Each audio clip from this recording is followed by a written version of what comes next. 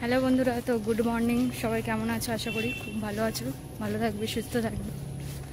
তো বন্ধুরা, অনেকদিন পরে তোমাদের সাথে সব দেখা হচ্ছে।